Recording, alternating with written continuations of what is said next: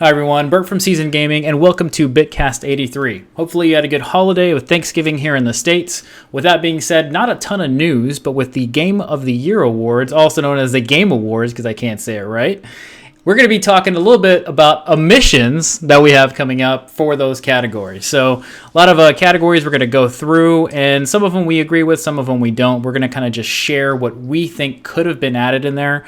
Next week, we're going to give what our predictions are for the Game Awards. And with that being said, with the holiday that has just passed, we're going to kind of share what we are thankful for in the gaming industry that's currently going on right now. So as I said, not a ton of news. So with that being said, we're going to talk to you about maybe some high-level news for some games that you may already be playing. And let's talk about the one that has been just killing our console lately, and it is Call of Duty Modern Warfare. So Season 1 is right around the corner. If you're listening to this in the middle of the week, it may have come out already. It's actually coming out on December 3rd. And let's talk about a few of the things that are coming in the Season 1 update. So first of all, a couple new guns. There's an LMG coming. 3 new maps are going to be in the main playlist. I believe there is one in the ground war mode and then 2 in gunfight mode. Am I right on this one, Ains? Yeah, you got it. Yeah, so there's so much little things on here. The other thing that's kind of cool about this update is that it is going to be free. So if you have the game, it'll be available for everyone. So one of the biggest negatives from the Call of Duty maps in the past is some people had the Game Pass, some didn't. And with that being said, some people were playing on the new maps, and then some people were not playing on the new maps. So everybody that had the Game Pass, maybe we're not getting as much playtime with those new maps, and then everybody that didn't care for it, we're still playing the old maps forever. So let's talk about it really quick. What do you guys think about the new model? What do you think about the update? How about the new maps that are coming? Yeah, so a lot of these are remastered old Call of Duty maps, which I know are some really fan favorite ones, especially Crash and Shipment. So, which I know Dan was even waiting for as well. So you'll have to jump back on there with us. But no, I like it. This is a huge update. They're calling it the biggest single drop in Call of Duty history in terms of multiplayer content, which it seems like it would be, right? Because it used to be like 3 maps and that was about it.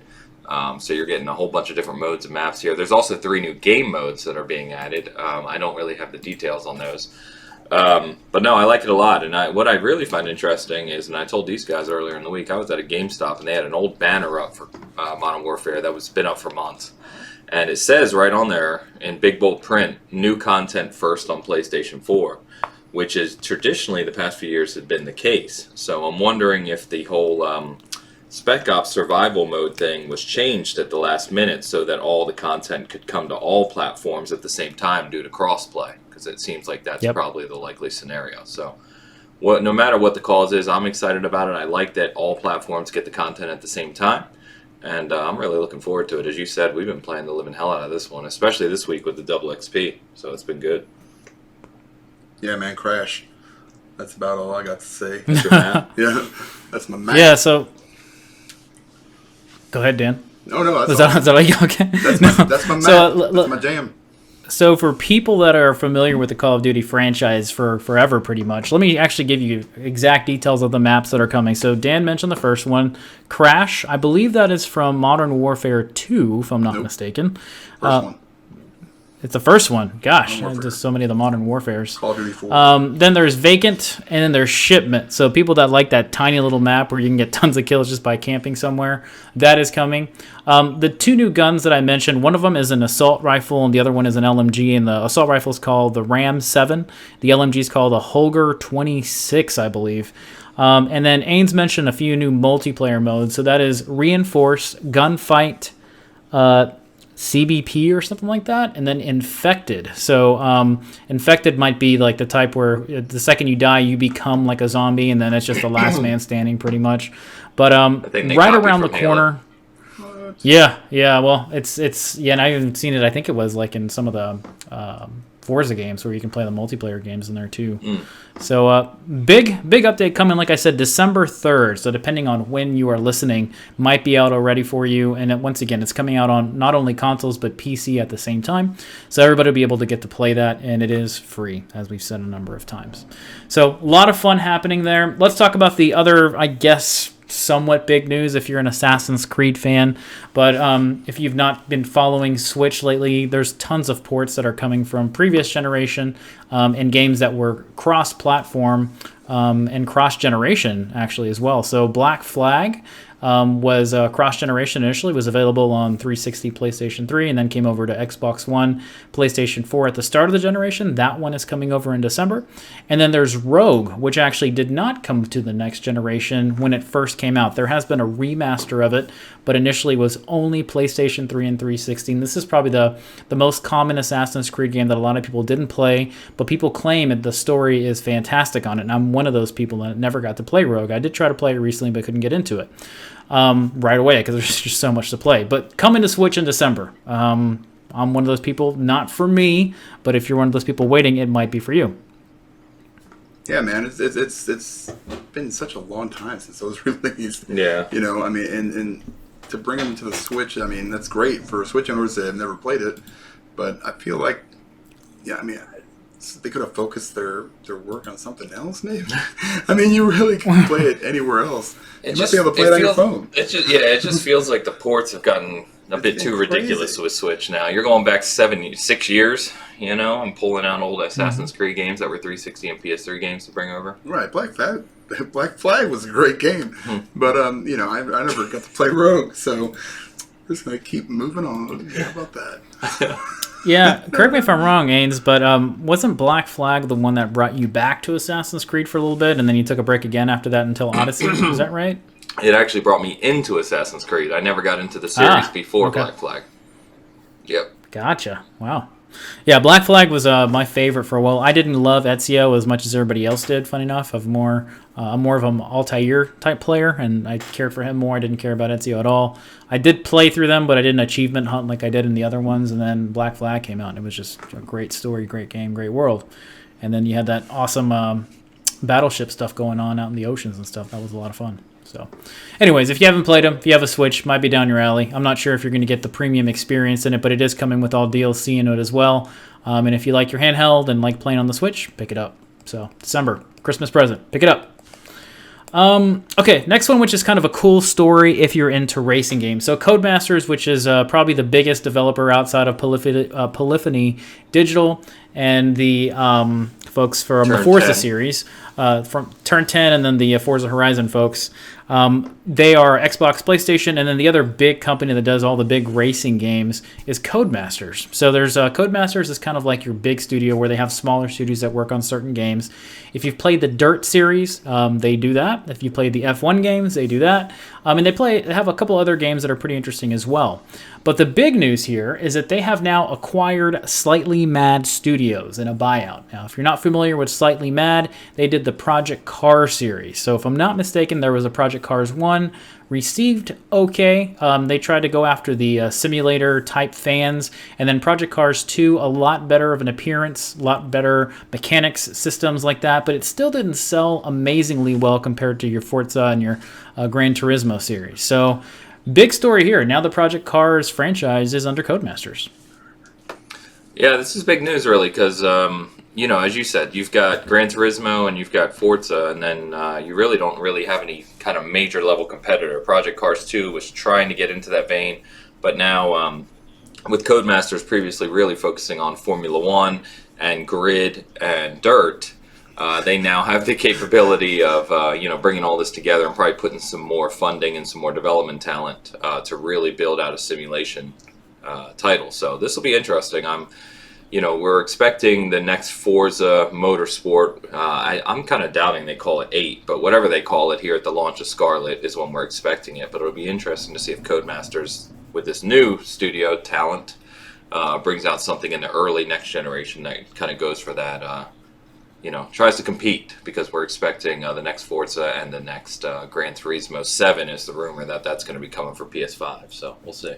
Yeah, that's sexy, man. Because usually you just all you think about with the simulation ones anyway are Forza and Gran Turismo. So it'd be nice to maybe consolidate all these studios that they have now, and maybe work on one big. That's what I mean. Yeah, really go after it. Right. Yeah, and give us a third, entry into that genre, because I love playing Forza. I love playing Gran Turismo. I just there's nothing else when it comes to racing games, because I'm not as big of a racing fan as you guys are. So it's, I kind of focus on those main games when they come out. So. Well, and Gran Turismo's been, was was kind of a stretch on PS4. Yeah. Because they had Sport, which launched kind of light. It's become a much broader game. Oh, yeah, but, huge. I mean, it's taken years. So we'll see what becomes of GT7 here, hopefully, and early in the PS5 generation. Yeah. It's now, funny enough, it's like one of the most multiplayer game in the world right now, when they've got a series and everything for it, but it took a while for them to kind of get traction. See what I did there? Traction? Yeah, No? Sorry. I'm out. That's bad. Take it into the pit. Anyway, so... Yeah. Wow. Gross. Wow. So, Codemasters picks up Slightly Mad. So we'll see what happens there. Funny enough, Grid didn't launch as big as I thought it was going to, especially with all the fanfare that it had. I thought it was going to be a little bit better. I haven't even played it yet, funny enough, because I guess I'm just not that interested in it, maybe. I don't know what it is, but I liked all the grids a lot before that. There's Grid 1, Grid 2, and then there was Grid Auto Sport, and now there's another grid. So, anyways, Codemasters doing a lot of stuff these days. Big deal. So we did talk about Stadia last week. The news gets even better for you here. So if you didn't know that much about Stadia, there is a pro service or a pro membership into Stadia where you pay monthly. They did advertise that they were going to be giving free games monthly, kind of like games with Gold or PlayStation Plus. The games that they initially launched with, which is kind of hilarious, is Destiny 2 and Samurai Showdown. Those were the two games that most people got if you were the pro membership person. Well, we got some other classic gems for you here in December. You're going to love this, guys. So, we have Tomb Raider Definitive Edition. So, yes, the game that came out in 2006. No, I'm just kidding. When did that come out? Maybe 2012? 2012, maybe, yeah. Yeah, 2012, 2013. I think it did have a little bit of DLC and tons of outfits for Lara, so you get that on the Stadia. And the other one is the big one here. So this is the reason to get a Stadia, and it's Farming Simulator 19. So those are your games for December. Make sure to get that subscription in there. To who? You don't want to pass on these. Someone. Yeah, I'm just curious on like what's the demographic for that farming simulator? What's the demographic for Stadia? Well, I mean that too, but I just don't know who plays it. I haven't figured out. I haven't gotten to the bottom of that fucking mystery yet. Do farmers play it? Oh, man. Apparently, Farming Simulator is a big game. It sells a lot. Oh, it's huge, and people watch streams of it all the time. Yeah, so that's interesting. Game. But I like that we said pro members. Like, is it a pro membership? It's not a pro service. I'd say it's a pro membership. Pro membership. Yeah, it's called pro membership. Yeah. Yep. The service isn't pro membership. Stadia. I got nothing. I got nothing here. I mean, it's cool. It's cool. They're offering 2 free games, and they're not bad games. They're good games, I guess. But I'm still very confused by Stadia at this point. I'm not getting it. Same. But Farming Simulator 19 is cool. It's hard to read the story, put it together like on a press release, and then be like, this is awesome. Or I can't even imagine being like a pro member and be like, oh man, what are we getting for December? And then it's like Tomb Raider and Farming Simulator 2019. You just lost all 3 of us. Stadia. And these games are a couple bucks. I mean, you could get Tomb Raider Definitive for like $5 for the past years. I don't know. I really don't know. Yep. How about we move on from that one? That might be that might be one to just move on. But if you're a Stadia member, that's what you're getting in December. So if you're a huge Stadia fan, sorry, we're not trying to offend you in any way. Sorry if we totally offended If you're enjoying it, enjoy it. Nothing wrong with that. Yeah. Play away with it. Okay, Death Stranding, one of the other big games for the fall. There is a patch coming from that one to address a few things. The way this came out, Kojima mentioned it on his Twitter account. Funny enough, the patch mentions that are being fixed here is text size, which is a weird thing. In playing Death Stranding, I have not once said, wow, that text is too small. We need to enlarge that. And then if you're familiar with the game at all, there's a lot of vehicles you can choose from. Well, today you can't dispose those and recycle them in certain ways. That is another thing that is being updated. Other than that, no other details have been shared on what the patch is going to be other than it is coming out in December. So expect a patch for Death Stranding sometime mid-December. They had not mentioned a date whatsoever. So we'll see what the other patch notes are, and we'll report on those when they come out. Is the patch written and directed by Kojima? I hope so. Okay. more than likely. There'll probably be a trailer that comes out that says probably that. a trailer. We'll get the hype going for the patch. Man. Yeah. You know what, though? I mean, It's going to be the first patch that includes a cutscene. Like, out of the realm of possibility is that? You know, like, It's not. You're joking about it. But I could see it happening. Which would be awesome. We patched in additional cutscenes. Yeah. I had no issues with the text size either, so... And as far as disposing the vehicles, I just left them there, and then that's it. I didn't even know I could do anything else with them. Sounds brilliant. Yeah. I didn't do a lot of stuff with vehicles either, so it's just really weird. I mean, I've not run into any performance issues in the game to where there's like an automatic, we need a patch, etc. Right now, I haven't seen that at all. I've not seen any hiccups anywhere actually with that game, so I don't know what else could be in there. But obviously, there's probably something people are running into that maybe we're not seeing. So. Yeah. If you're not seeing topic, I don't know. Yeah, that is true. I see just about everything. You don't want to get signs on that game. So, okay, on the topic of patch notes. So another game that did not launch, and this is the opposite of Death Stranding as far as glitchiness galore, is Star Wars Jedi Fallen Order. So regardless of what console you were on, whether you were on the enhanced consoles or the benchmark standard consoles that people may go for or have more of, the game was glitched all over the place. There has been a patch that came out earlier this week that addresses a ton of glitches. There's actually maybe too many to go through here. But what I would say is take a look at the Star Wars Jedi Fallen Order patch notes that have come out for this. It came out on November 25th. Just a couple of the small ones here. There was some issues where characters were running through levels. There was areas where collision detection was a huge issue for people on certain planets. I did run into a couple weird ones. Ains, you had a funny one where your lightsaber was going through your leg and dragging through like a level. Just tearing everything apart, including my own legs. Yeah. Yeah, then there was issues where people were getting stuck on bosses and it wasn't letting you complete levels.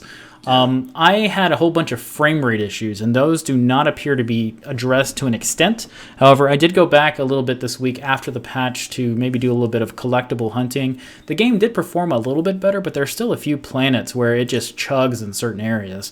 And if you're on the base PlayStation 4 or base Xbox or Xbox One S, there are certain parts that you'll be running and it actually stops and it takes 5 to 7 seconds to load in some areas. So I hope that is being addressed for performance. Yeah, I saw some clips of some PC guys, too. The camera, when you go to basically spin the camera, it would pause for a second and then slowly kind of hiccup its way back, too.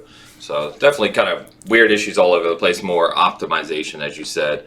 I think all three of us ran into things with just like weird jump timing and collision detection, just weird things like that, which is a shame because the rest of the game was pretty brilliant. Right, it was. So. It's amazing. Yep. No, and if you do have the ability to have an SSD on your PlayStation or your Xbox, make sure you put the game on there. It runs a lot smoother there. Obviously on PC too. I mean, if you have an SSD, which most gamers have, you want to run from that SSD. So see if you can do that to improve performance if you're still running into issues. So, that's it for patch notes this week. We did want to share with you what the games with gold and PlayStation Plus games are for December. And they're kind of all over the place. Xbox games with gold is not a good month this month. You have Insane Robots. Never even heard of that game, but I don't hear about a lot of games apparently. Right. Jurassic World Evolution, which is funny because I think it was E3 2018 that we were there, and they had an absolutely massive booth. Mm-hmm. But that's your Xbox One games. Your 360 games with gold are Toy Story 3 and Castlevania Mirror of Fate. For PlayStation Plus, which is a great month for at least one of the titles, Titanfall 2, probably one of the best single-player first-person shooter campaigns of all time, in my opinion, or at least for this generation. And then another one that I don't know anything about is Monster Energy Supercross. Is it the Fruit Punch edition?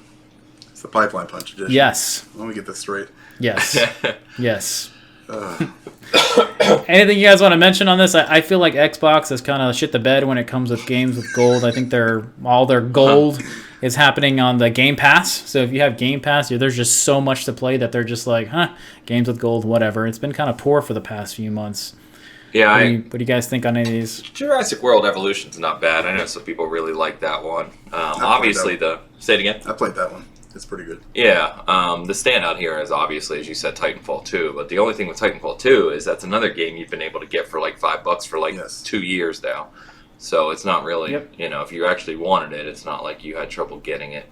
So yeah, pretty lousy month across the board, really. But if you've been under a rock and haven't played Titanfall 2, go play it. Yeah. I mean, Toy Story 3, man. I do wonder if with the free game for PlayStation Plus, if there'll be more people in the multiplayer rooms, because it was even maybe a year ago when I logged into Titanfall 2 on the Xbox side, I was having a hard time finding games just from people not really playing it anymore. So kind of a sad story, but at minimum, try the single-player campaign. It's fantastic in my opinion. Yep. So. One special shout out that I wanted to give, and this isn't really news in any form whatsoever other than the game is now on another console, but if you haven't played Grist, was initially on the Switch. It did come out this week for PlayStation 4 digital only. If you are interested in a physical copy, you can get it from Limited Run Games for $29.99. You have to play this game is all I'm going to say. It's one of the most beautiful games I've seen ever in gaming. The soundtrack is absolutely amazing, and it's something that I think everybody needs to play. So check it out, $29.99 PlayStation. I think it was on sale for $15 on Switch over Black Friday. But Dan, I know you'll agree with me. Well, as I said, Dan did the review for the site too. So if you're curious about it, review's up. Amazing game, and definitely worth it. I'd like to see what they did. They did some enhancements, I think, with this one too. So with the PS4 version, from what I understand. So so here's the funny thing, Dan. Yeah, go ahead. Go ahead. I did not mean to interrupt you at all. No, you're fine. I was just going to say, I'm just kind of curious to see what those enhancements are. Yeah, so here's the funny thing. I had my buddy over the other night on, I think it was Wednesday, and he was talking to me about it because he said, I've heard about this game Grist, and I was like, it's one of my favorite games I've ever played. You want to play it? So we threw it up on the big screen on the Switch, and it actually looks amazing. So to your point, if they increased resolution or maybe change HDR support for the PlayStation 4, or actually just have HDR support, it must look epic. So I did order it from Limited Run Games. The only problem is they're not shipping it out until I think January. So it's going to be about another month and a half before I even see it. So nice. Too bad. It does have trophy support also, the physical version. Okay, that's it for our news. We're not really big on rumors, so we do have a special section in our news area called the Rumor Mill, and we actually heard one of these actually last year, right after Resident Evil 2 remake was made, that they were working on another Resident Evil, and the rumor then was it was going to be Resident Evil 3 Nemesis.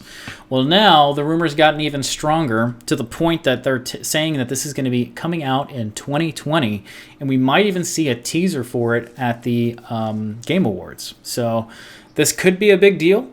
We had actually speculated they're probably using the same engine as Resident Evil 2, and they're simply going to just port it over, and it's a lot faster once you have that engine, once you have the tools to develop a game, to simply do that instead of having to develop it from scratch like Resident Evil 2 remake, because that took a while to develop. But if this is true, I'm super excited. It's still I want to see Code Veronica more than Resident Evil Nemesis, but I think it's still fantastic. I enjoyed this game quite a bit back in the day. I wonder what it's going to look like in today's graphics. No idea, because I won't be playing it because I'm a giant puss. But it's awesome. I mean, I feel like I missed out on Resident Evil 2 because of my, just because of my, pussiness, I guess. But this is great for Resident Evil fans, man, for sure.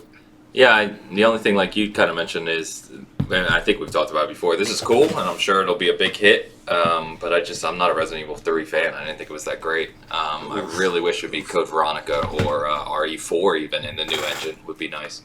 I know they did the HD RE4, but the new engine is a completely different thing. So, I'd probably be skipping this one, but I'm sure there's plenty of Resident Evil fans like you, Bert, who looking forward to this.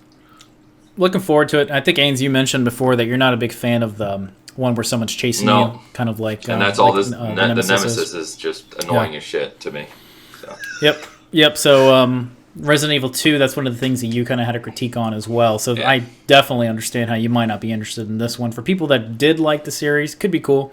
I think we just need to see something. This was another, when Resident Evil 2 Remake came out, people went crazy. And then at E3, once again, this had one of the longest lines for people just to see gameplay, not even get to play it. So That was one of the I expect this coolest to be a booths, too, the whole police station at E3. Oh, I remember man. seeing Brawl This is run awesome. through it. Yeah. And Sam. Yeah. That's cool. Yep.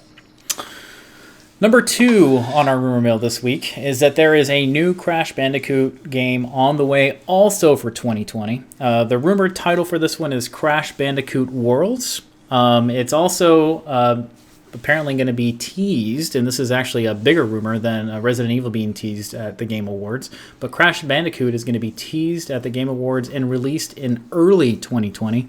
It says to take a lot of inspiration from Mario Odyssey. So if you remember the different worlds you run into and all the different terrains and things that Mario does in Odyssey, this is another one that's come out. How did it come out? Where is it coming from? Well, there's been a lot of trailers that have come out with Sony stuff recently with all the mascots and everything. There's some new teasers in the background that people are claiming. And then there's also a few tweets that have come from the studio that people are digging into and are saying that this is actually more true than false. So once again, just want to preface this for everybody. We are not reporting this in any way whatsoever or reporting that other people have reported it, only that it is in the rumor mill. So take that with a grain of salt. We've been burned. Yeah, not confirmed. No insider action going on here. But we've been burned by rumors so many damn times, like Splinter Cell. How many times have we said Splinter Cell is coming? 3 years now. Swear to God. I'm counting. It's going to be at E3 2020. I know it. It's at the Game Awards. Expect it at the Game Awards. No, I'm excited for this one. Love Crash. If they do it well, of course. That's the caveat, as always.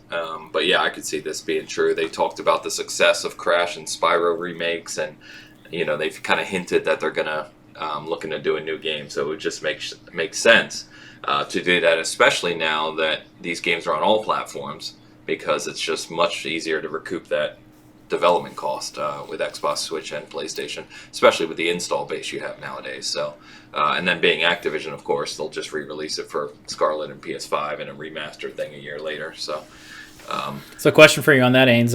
You've probably played Crash more than both me and Dan. Yep. Are you going to be expecting a really difficult game? Because the original Crash Bandicoots were not easy games. No, they were kind actually of a pain quite in the difficult. ass. Yeah, I don't know. That's why the Odyssey thing's interesting, because the Crash has never really been truly 3D like that. It's kind of a 2D plus, which was good or bad depending on your viewpoint. So it'll be interesting to see what they do here. I don't know. Some of those games can be pretty challenging. We'll see. I would assume if this is a new game for today's market, it'll be easier than those original games. Yep. All assumptions. Yeah.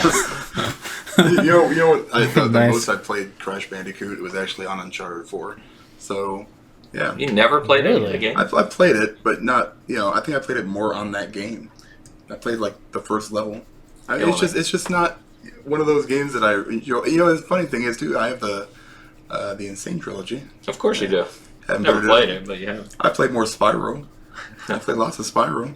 But yeah, I mean, here's the thing though. I mean, and this is kind of brings this question. Everything seems to be not only in just game media, but also the film media. And everything seems to be either a reboot or a sequel or some kind of remake. Yep. It's like, where's all the original ideas anymore?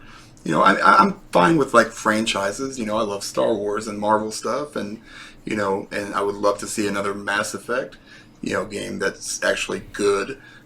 So, but at the same time, I also really am enjoying some of these new IPs, like the Outer Worlds, which is amazing. I love Control, A Plague Tale, Death Stranding.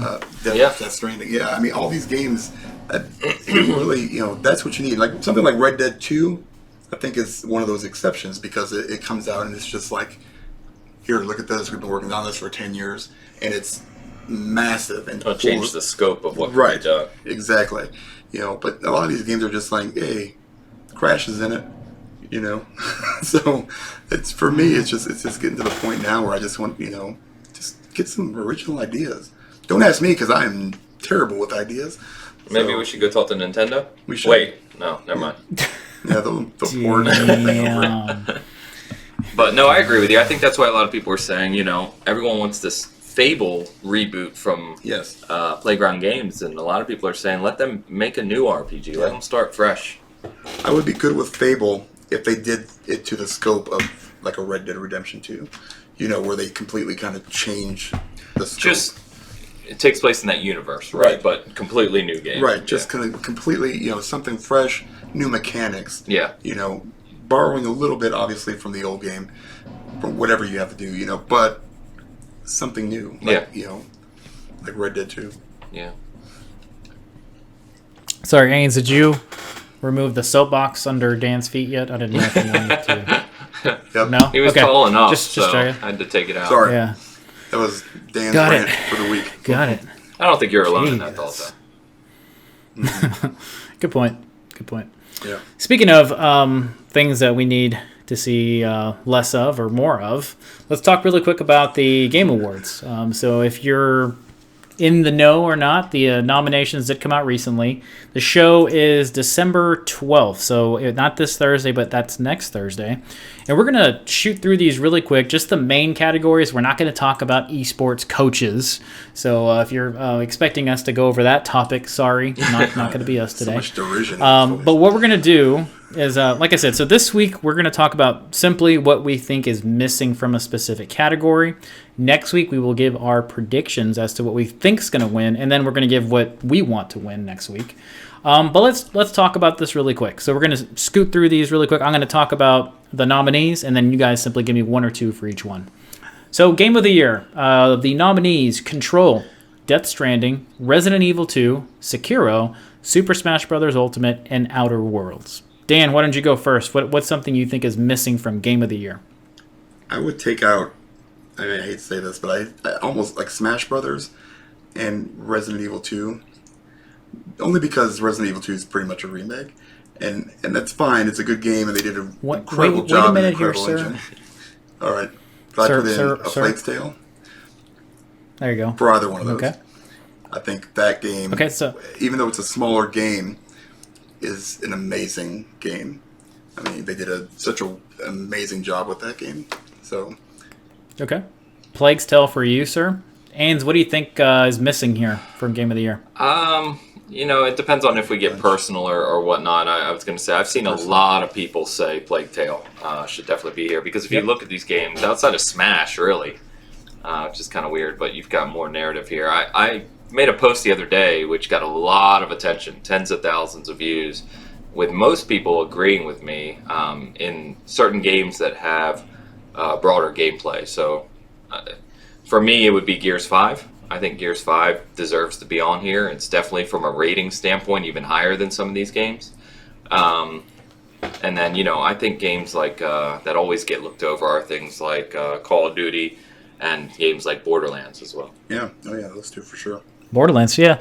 Surprisingly, Borderlands is not nominated for a lot. No, so it's not. We're going to see that quite a bit. And honestly, from a rating standpoint, it's actually a little bit lower if you're purely going on like Metacritic, which we hate to do, I know, but I know some people look at that. But if you do go by Metacritic, then you have to ask the obvious questions like, where's Gears? Well, see, here's another thing though. If you go off of Metacritic, that's say for like Death Stranding or Gears 5, there's hundreds and hundreds of 150 maybe reviews on there that go towards it. But what you really need to do if you want to get down to it is kind of take the ones that actually nominated these games, which is like 80 different sites.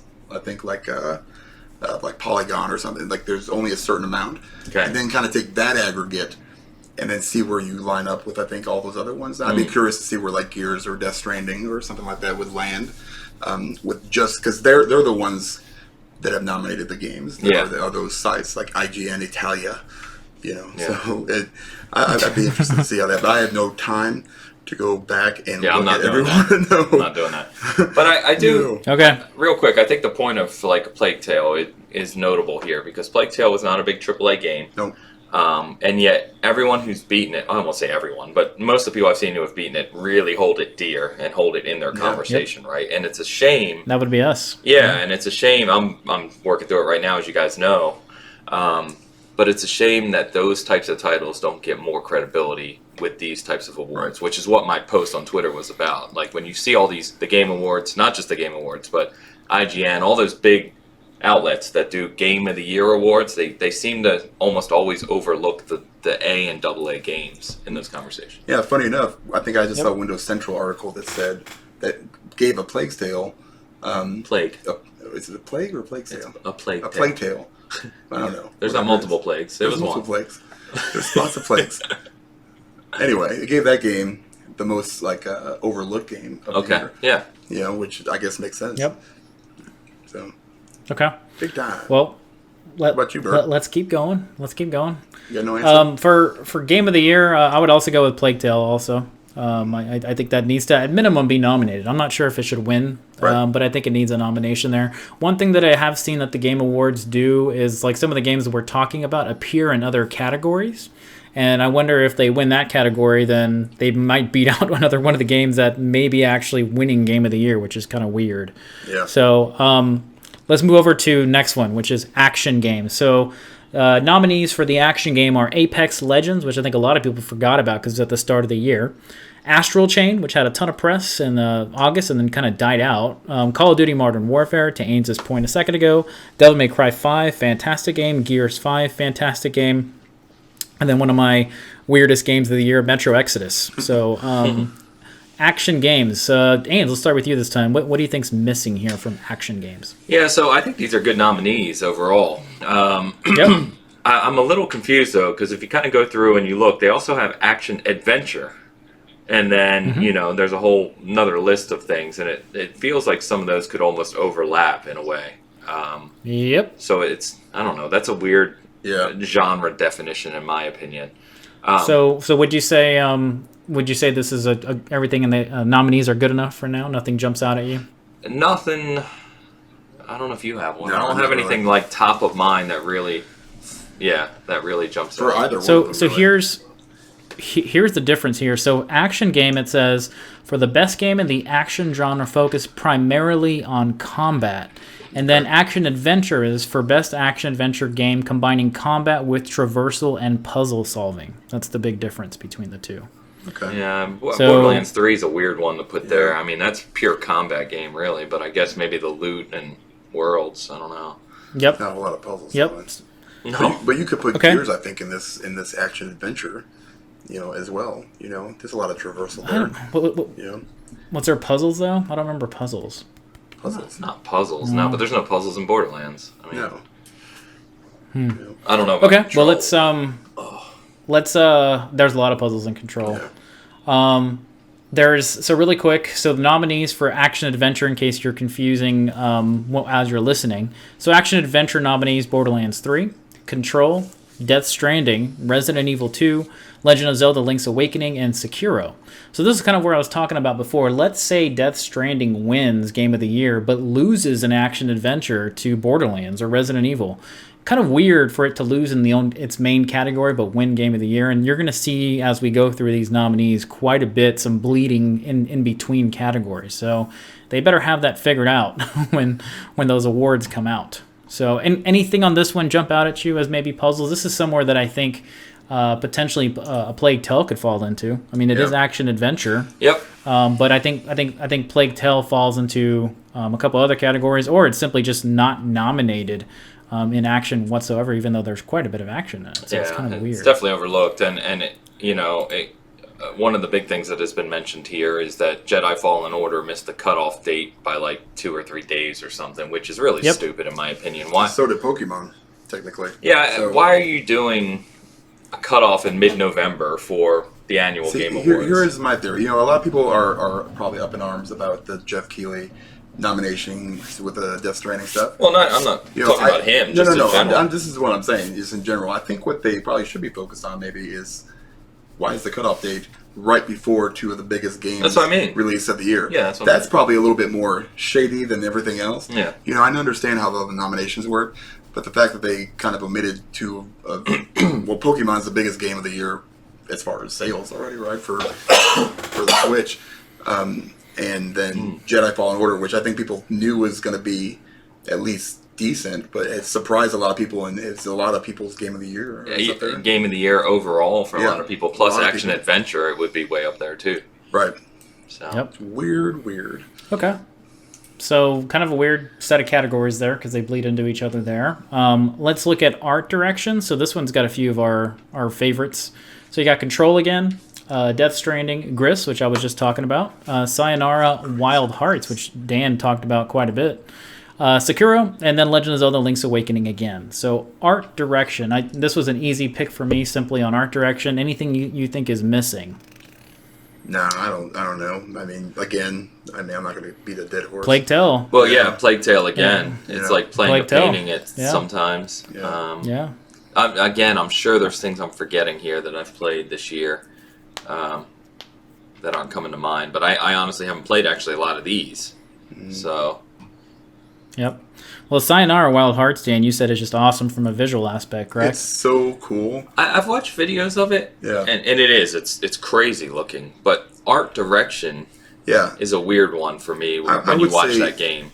I don't know if it's nominated for like the sound design and stuff like that, but that's probably where I would put that in there. I can see where it gets directed or nominated for this, but it's probably top 5, top 10 game for me this year. But I'd probably go. Wow. Yeah, this is fine as far as I'm concerned. Cool. And not Let's even move over. nominated Or for actually, art Ains, you said you didn't know because even a couple of those games. And then Dan, was there anything you think is missing from art direction? No, I mean, not that I can think of off the top of my head. So, Okay. Next one is audio design. So this is an easy win for me again. We got Call of Duty Modern Warfare, Control, Death Stranding, Gears 5, Resident Evil 2, and Sekiro once again. I personally think Modern Warfare has got some of the best sound I've ever heard in a game, period. Gears has got just some awesome sound in there. Resident Evil 2 also awesome sound. You can find yourself hearing things going all over the place. Death Stranding, pretty cool sound, but I don't think this belongs in this category for the most part. There's nothing that jumps out at me from that game. Control, I don't see anything missing here from my standpoint. How about you guys? I was just trying to look up some games real quick that were 2019, see if I forgot anything. The only thing with art direction that may have jumped in there would be Bloodstained. That game's freaking gorgeous. Yeah, that was nuts. So kind of been in there. But back to audio design. No, I'm with you, Bert. Modern Warfare, I actually posted about that yesterday. If you haven't played Modern Warfare, its sound design is absolutely incredible. I think they definitely stepped it up more along the Battlefield realm this year. Gears 5 was excellent as well. Why Sekiro is in here, I don't know. It's on a lot of them. It is. Which again can call into It's a weird question one, though. of various things. But I mean, I've beat that game. There's not one time in that game where I thought, "Wow, this sound is amazing."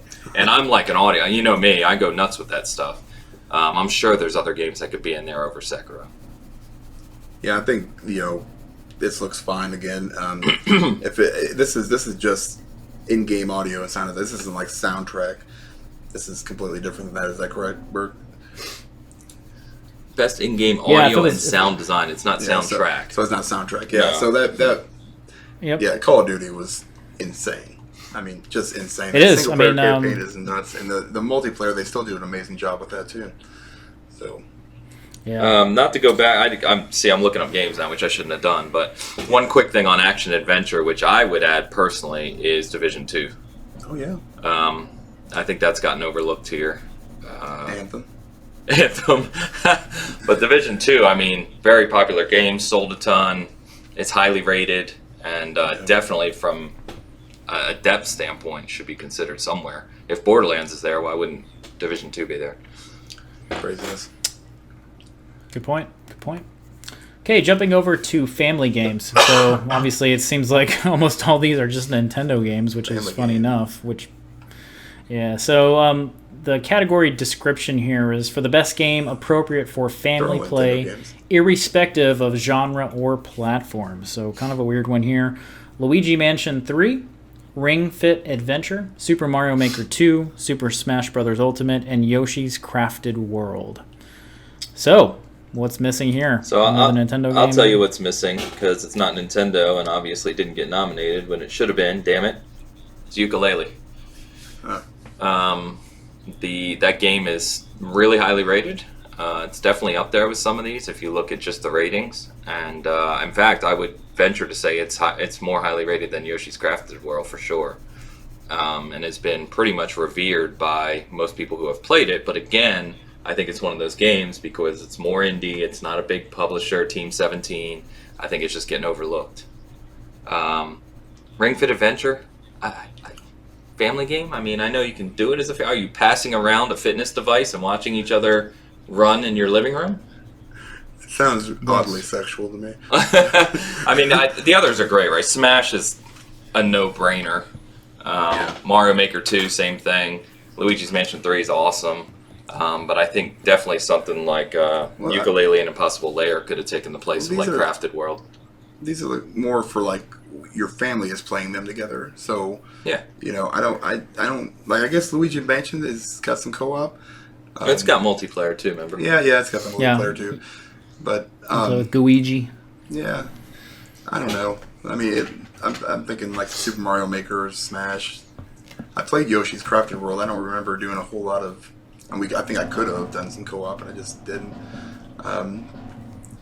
Yeah, I don't know what else would be on here. I'm trying to think of games that I could play with everybody else, but they're all on Nintendo. Yeah, for the most part. Okay, well, no big deal. Let's move on then. Fighting games. So this is an interesting one. A lot of fighting games this year. Some of them aren't even mentioned here. So Dead or Alive 6, Jump Force, Mortal Kombat 11, Samurai Showdown, and Super Smash Bros. Ultimate. So what do you guys think here? I don't know what I'm really missing. I mean... That's all of them, I think. Yeah, for me personally, Mortal Kombat 11 is the king here, but I think probably Smash will probably run away with it. Yeah, I'm surprised that there's no Soul Calibur here at all, not even in the conversation. Soul Calibur 6. That was last year, wasn't it? Was that this year? Yeah. I thought it was last November. I thought it... Maybe it wasn't. Was it last November? Maybe I don't know. Keep talking. I'm surprised. I'll look it up. I'm surprised Jump Force is even nominated. That kind of flopped pretty poorly, actually. It's cool that the characters are there, but the overall gameplay is not very good. I thought there was a Guilty Gear this year, but there's not. Guilty Gear is always one of my favorite fighters. Yeah. Soul Calibur 6 was last year. Where's Gang Beast? Okay. I know that came out way last year, but that's an awesome game. Gang Beast would have been a family game. I hear that's hilarious. Could have been. Yep. Fresh indie game. Okay, let's move over to fresh indie game. So fresh indie game, we've got ZA or Zaum. They did it backwards Grist. here. These are developers on the top. Oh, that's right. That's Yeah. right, developer. So I'm just going to actually name the games. People are probably going to know the games, and then I'll mention the developers. So Disco Elysium, Grist, for my friend Pedro, which I can't wait to play. For Outer Worlds, Wilds. Slay Outer the Spire. Outer Wilds, always get those mixed up. For Slay the Spire, and for Untitled Goose Game, which... Okay, I was making sure that was on there. Yeah. Yep. The only one that jumps out here, so I haven't played a lot of these. I've heard Disco Elysium. It's one of the highest rated games of the whole year. It's on PC, right? Yeah, I haven't played it. I did play Outer Wilds. I didn't get from it what others are, but Me either. people seem to love Same it. here. The only thing I was thinking that's not on here is that one Obra Dinn, but did that originally That come was out last last year? Yeah. Because they got nominated. I think it might Out have last won year on this. PC. Oh, did it? It might have won this last year. Okay. Yep. Maybe Sayonara on Wild Hearts. I don't know if that really qualifies. I would probably replace Outer Wilds with it. Gosh, there was a lot of stuff that was kind of like Ashen, I think, came out after the Game Awards last year. That could have been on here, maybe. We had some fun with that one. You did. I liked it, yeah. That's all I can really think of. Maybe Void Bastards. That was kind of fun for a little while. Yeah, You know, I don't but- think that's up there with these, though.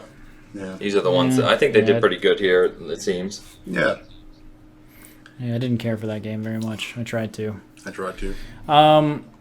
Game direction.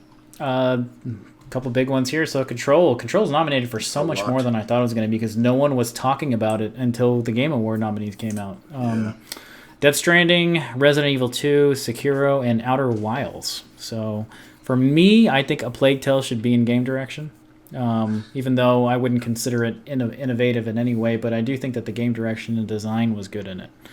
What do you guys think? To me, this one, I don't know, this one's all over the place. Yeah, it is. because so that says awarded for outstanding creative vision and innovation in game direction and design. So I could see Control. I haven't played it, but I could see Control. No matter what I think about the game, I could see Death Stranding being there, right? Resident Evil 2, it's a remake. What are you doing? Sekiro, I wouldn't put it there. Outer Wilds, game direction? I just don't see it there. I think it's an excellent game, but I don't know if it really fits. But again, this is one of my arguments here, right? You look at, these are all single-player games. If you look at the campaign in Modern Warfare, you look at the campaign in Gears, the game direction and design in those games should be getting recognized more than they are, in my opinion. I agree with that. Yeah. Okay. Take that. Well, independent games, too similar. Mobile game, we don't care about too much. So here's the fun one, multiplayer game. So multiplayer game, nominees are Apex Legends, Borderlands, Call of Duty Modern Warfare, Tetris 99, surprisingly, and Tom Clancy The Division 2. Any omissions here, Ains? I know you're more of a multiplayer guy. Anything you think's missing here? This is a load of shit. Yeah, this is crazy. No. Well, nice to see Division 2 be somewhere. We showed up. Again, I think Gears is overlooked. Yeah. Modern Warfare's got to be there. Borderlands has to be there. Apex has to be there. Tetris 99. It's huge, though. That's the thing. I know. And it's popular, and it's Tetris, and it's a cool new way to play Tetris. Hate Tetris. So I don't necessarily think this is bad, but so here's the other weird thing, right? Some of these categories have like 6. Yeah, that one has 5. And this only has 5. So why wouldn't you nominate something like Gears? Like Gears. Yeah. When it's such a well-known multiplayer thing, especially considering you can do co-op and competitive multiplayer on it. So, I don't know. Yeah. I'd agree with that. All right. Cool. Narrative, this is going to be a big one here. So, A Plague Tale actually showing up here. It's about time. Finally. Control, Death Stranding, Disco Elysium, and The Outer Worlds. I'm gonna have to go play Disco Elysium. Everybody's talking about Yeah, it. it's supposed to be fantastic. It's like a 90 something on like Metacritic. I thought. I'm gonna go buy it tonight. He's not joking. Probably I can do it are. right here, right now. Probably are. Narrative. I'm trying to think. In all seriousness, I know that this may get laughed at, and I haven't finished it. But Days Gone actually had some meaningful narrative. To me, I think it had some characters. In fact, it's only because of the characters in the story I actually want to go back and finish it. I don't think the gameplay was revolutionary in any regard whatsoever. No. But from a narrative standpoint, that maybe should have been talked about. I think Outer Worlds here is definitely deserving, but it's so different in the way it approaches narrative that that's kind of a tough one. I think. I guess what I'm getting at is I don't see a game like Outer Worlds winning in narrative because what they typically look for in narrative is a dedicated story that's being told, right? Whereas Outer Worlds is telling a story, but it can be told in many different ways. Yeah. So. I mean, I'm fine with these. I guess it's just like Control. You know, I mean, I love that game. I really had a good time with it. Love the story and everything, but I just feel like it's getting nominated for a lot. Like a little bit too much. Yeah. There's some cash. That's kind of what I was saying earlier, Dan. It's kind of weird that it came out of nowhere because if I remember this game, I played it back when it came out, and people were saying great game, fantastic. Then the game went completely silent. I didn't hear anything from anybody anymore, and it's kind of like, okay, I didn't know this game was getting nominated this much. But Yeah, it's second only to Death Stranding in terms of nominations, I believe. Yep. Okay, let's do a couple more of these and then we'll move on. Score and music. This is a big one for me because I'm really big into music and scores. Cadence of Hyrule, which is pretty much a music game, which is kind of weird. Death Stranding, Devil May Cry 5, Kingdom Hearts 3, and Sayonara Wild Hearts. What is missing? I would say Revenge of the Bird King Yes. should probably be here. Jesus. Yeah. I agree. Said no one ever. Score and music. When did... No, that was last year. Celeste was out last year. Yeah. Oh yeah. Kingdom Hearts That's the last 3, one Bert. last Do you year. think that deserves to be on here? You're the Kingdom Hearts guy. I do think it deserves to be on there. Yes, from a soundtrack perspective. Excuse me. Should it win? No. This is an easy one for me. Is it? What is it? Death Stranding. Is it that good? It's really good. Okay, cool. It is fantastic to the point that I've actually downloaded the soundtrack. It's funny because that kind of music that's in it, I don't like, but the way it fit into the game. Yeah. Awesome. I may have to download it and check it out. Yeah, Okay. and the funny thing, it is music I like, and it's cool to see that the way they implement it, kind of little opposite to what Dan said, but it's the music comes in at these certain parts of the narrative of the game that make you just go, damn, that's freaking awesome. Yep, they nailed it. Kingdom Hearts is cool from a Japanese standpoint, and then Sayonara Wild Hearts is just crazy, I bet. Cadence of Hyrule is kind of a silly one for me. What about Plague Tale with its violin-y shit? I like the violin shit. But I would it's say good. if I had to pick, I would say my number 1 and 2 are probably on this list. So I don't think that there's a whole lot that's probably missing. No, I keep quickly looking through this list to see if there's anything that jumps out, but nothing really that jumped out. No, and I haven't played Death Stranding, but I trust you guys on that. So. Yep, it's quite beautiful if I say that in a weird way. Okay, sports and racing. I know you guys don't play this very much anymore, but we've got Crash Team Racing Nitro Fueled, Dirt Rally 2.0, Pro Evolution Soccer, funny enough, they're on a huge rebound, F1 2019, thank you very much, and FIFA 20. So as you can see, racing has been just nowhere in the last few years outside of the Forza and Gran Turismos. Grid completely not even nominated. So I would put Grid on the nominations, but not to win. How about you guys? I played Madden. That's all I played. That's the only sports game I played Madden. this year. So, but I can't really say that it's better than any of these other games because I haven't played them. I'm asleep at the wheel on this category. What about NHL 20? No. No? Didn't even buy it this also year. surprised that the NBA 2K series not even nominated. I think they've kind of been doing so much of the same old. Well, and 2K20 this year's got roasted for their microtransaction implementation. Yes, sir.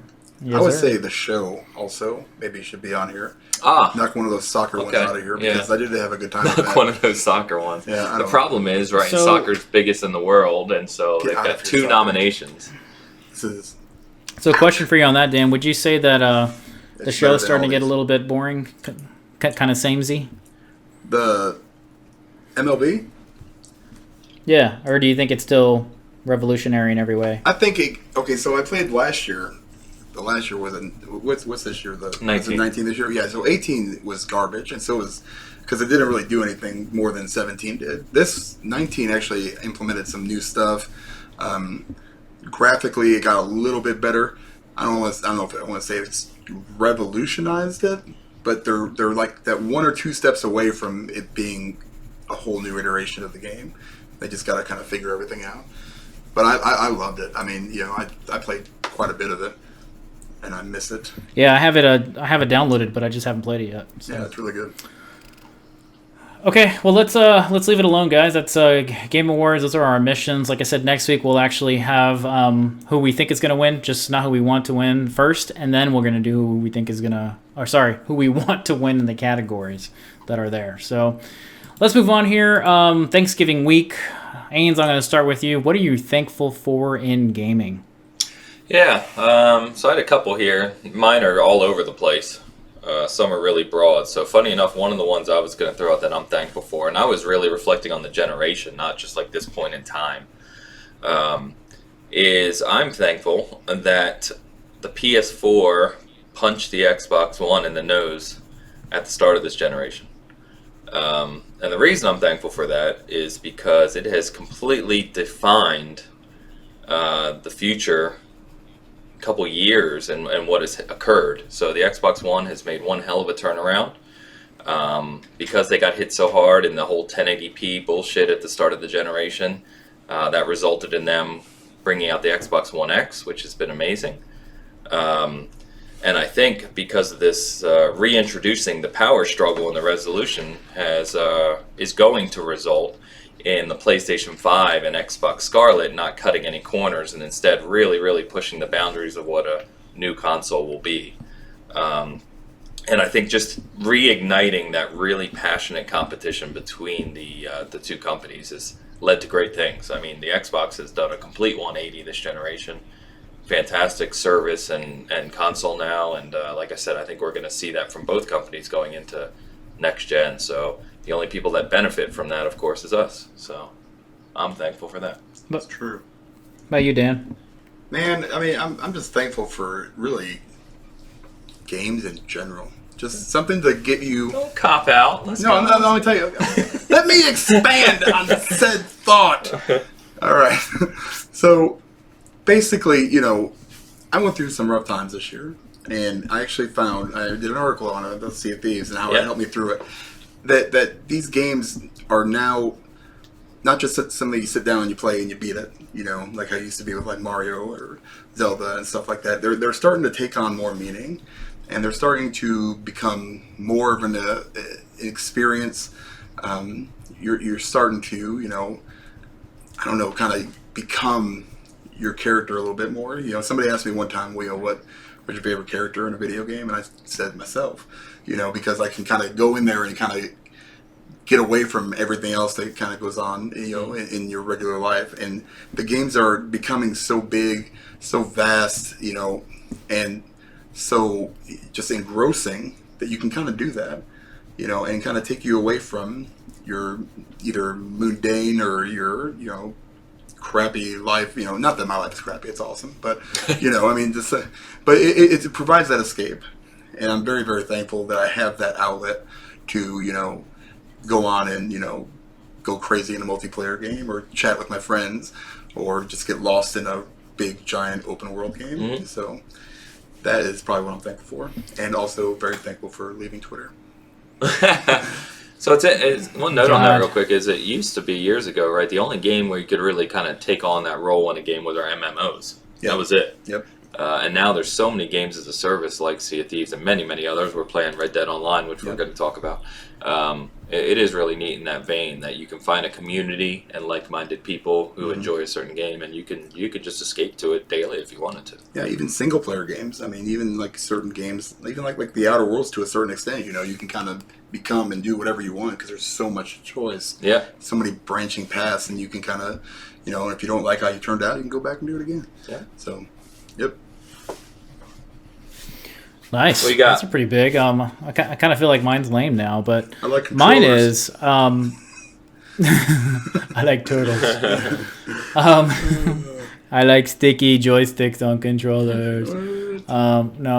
Mine's gonna be just the amount of quality games that are out now, which is kind of good and bad. So we always joke about how back in the day you would wait for that one game that would come out in the summer, maybe 2 games in the fall, and then the rest of the games you're playing throughout the year are kind of like filler games until those big games are coming out. Well, now we have massive games that come out almost every single month, and you have a backlog that is just crazy. So at any point in time throughout the year, you are playing something that is really well made, really deeper production value. As you guys were just talking about, narratives are a lot better, graphics are a lot better, the quality of overall games are so much better. So I like that. Like I said, the negative side of it is my backlog is 5-6 games deep that are still in their wrappers. 5-6 so games. we were amateur hour.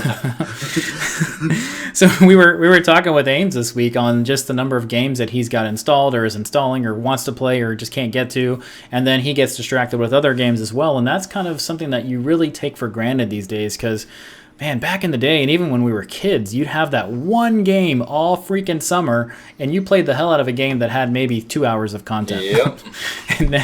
and now you've got games that you can play for hundreds of hours, and there's multiple of those games. You have multiple games that are 5 hours, tons of those games. If you want to play a shooter, you have tons of options. So for me, it's just the options that are out there for any genre, any type of gamer, any type of console, any type of PC. So for me, that's what I'm really thankful for. And to you guys' point, it's a great hobby that kind of takes you out of what sucks in the real world at times, and it really helps out there. Well, I think I am thankful for that. Yeah, I think that segues beautifully because one of the other things I was going to say I'm thankful for is Game Pass. as a service just kind of coming up and really expanding this year. And I have played games I would have never played before. I'm currently playing some games I would have never played, and I've downloaded other major titles we were talking about earlier this week, like Metro Exodus and Shadow of the Tomb Raider, that I can just download and play, and if I get tired of them, I just uninstall, but they're just there waiting for me. It's become a truly fantastic service, and I hope we see PlayStation Now get to the same point, and eventually in 2039, something from Nintendo in the same vein.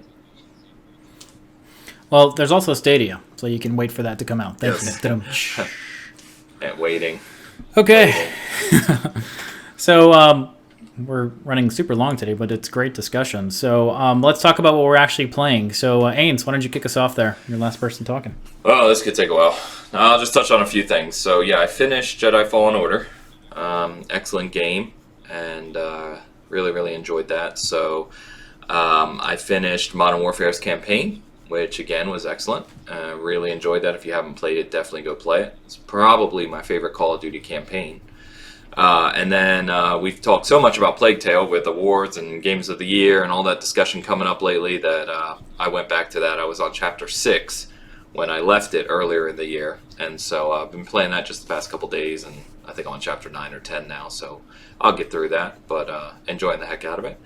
And then a bunch of other little things here and there, but Dan went and got me back into Red Dead Online, and I'm already damn well addicted back to that again. I think any of our listeners know how big of a fan I am of Red Dead 2 and that world, and as soon as you start playing it again, it's like, it just sucks you back in. That world, I've said it a million times, it's unmatched. There is no gaming world that is more brilliantly designed than that one, and it's just amazing to step back into it again. And I'm already taking screenshots every time I play it, and it's incredible. But past few nights or days, Dan and I have played a few times, and I've already been like near tears laughing at a few things that have occurred. It's just funny and fun, and they've expanded it a lot, so it's been a good time. Yeah, Dan, how about you? That's it. Yeah, it's that bad that's all I've played this week. However, you won't be able to see this. I just purchased Disco Elysium on my phone. It is installing on my computer. By the time you're watching this, I would have at least started it. Anyway, so Red Dead 2 Online. I played a lot of the first one, but it was mostly like the co-op stuff with me and my buddies. This is like a whole different ball game, really, to me. It's just so it's the whole game, and you do whatever you want. So I'm bounty hunting. I'm doing the trader stuff. I'm hunting and just doing little bounties or just little side missions for people. I mean, it just. And there's story missions if you want to do them. And there's story missions, but I want to wait till I get at least a group of 4 because I don't want to deal with randos. No offense, randos. But it's just, there's so much to do. And I really am just kind of engrossed in the whole world, which I usually don't do. I usually don't, Sea of Thieves was one that I did. But, then another game will come along eventually and knock it out. And this one is starting to do that. So I really do need to get back on Sea of Thieves, though, because they got a lot of cool stuff. Oh, and if you are going to play Red Dead Online, Twitch Prime. Get it now. Yeah, there's a Twitch Prime benefit right now. It's actually pretty meaningful in the online. Saves you some money and time, so check that out. Yep. Nice. So I started playing Death Stranding, and I'm in love with the game. It's one of my favorite games in a very long time, and I've been playing that nonstop to the point that I have 37 hours in the game already. And I'm mixing it in. Yeah. Jesus Christ, you started it like 4 days ago. Yeah. Jesus Christ. Started it on Thursday. Yeah, Thursday. That's 3 days ago. You corrected me. Yeah. Damn, Bird. Wait a minute. I got my weeks all messed up. I forgot that this was Thanksgiving week. So I actually picked it up Monday. For some reason I keep thinking that was Friday, but whatever. Okay. Close. So yeah, played it all week. I'll probably play a little bit more tonight while this video is rendering. Be sure to shower. But yeah. Yeah. I've been doing that just a few times, hopefully waiting for someone to come in with me, but it's not going to happen. So, but yeah, and then mix it in with Modern Warfare. So Modern Warfare, just a fantastic game. They're always bringing something new. Double XP all this weekend for weapon and player, so that was just awesome to have. Another game we went to pick up nuts. if you're not playing it. So, All right, with that being said, let's switch it over to Aves on Name That. Name that game. Name that game. I got a good one for you. I think I got a good one for you today. Nothing too crazy. Dan, make sure not to look here. All right. You would. Why did I put this in such a small font? Maybe you need to get the patch.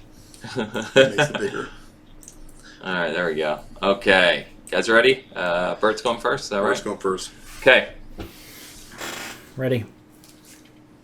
This title, released in 2013 for PC, Xbox 360, PS3, Wii U, and Vita.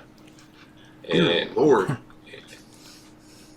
It later released on the Xbox One and PlayStation 4 as well. Resogun. No. What did you say? Resogun. It's a launch title for PS4.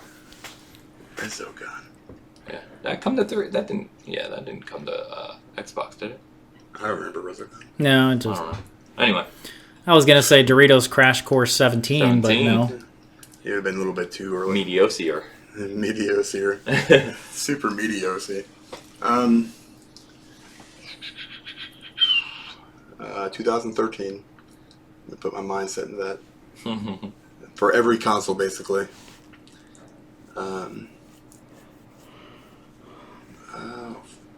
Let's throw some out of the Crash Bandicoot. Crash here. Number 3. No. Okay. Okay. Yeah. So this title is the 5th official title in the main series of these games. Oh. Crash Bandicoot 5.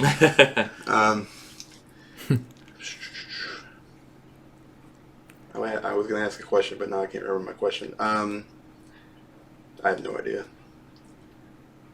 Panzer Dragoon. No. Horta. No. Okay. It's a Call of Duty Black Ops 5.